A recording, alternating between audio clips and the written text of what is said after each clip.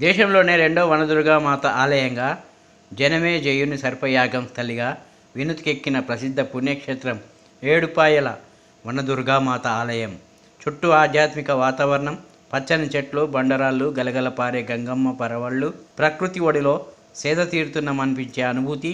ఇది ప్రసిద్ధ పుణ్యక్షేత్రమైన పాపన్నపేట మండలం ఏడుపాయల వనదుర్గామాత సన్నిధిలో నెలకొనే వాతావరణం. రాష్ట్ర వ్యాప్తంగా గుర్తింపు ఉన్న పుణ్యక్షేత్రం, జంట నగరాల వాసులు, పొరుగు రాష్ట్రాల వారిని సైతం ఆకర్షిస్తున్న పర్యాటక కేంద్రం.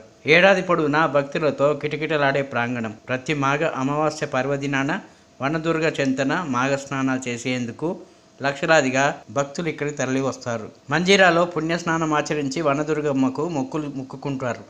వనదుర్గమ్మ చెంత పుణ్యస్నానం ఆచరిస్తే సకల పాపాలు తొలగిపోతాయని భక్తుల ప్రగాఢ నమ్మకం. మాఘస్నానం ఆచరించడానికి వచ్చే భక్తులకు ఎలాంటి ఇబ్బందులు కలగకుండా ఆలయ పాలక మండలి చైర్మన్ బాలగౌడ్, సభ్యులు, ఆలయ ఈవో మోహన్ రెడ్డి, సిబ్బంది ఘనంగా ఏర్పాట్లు పూర్తి చేశారు.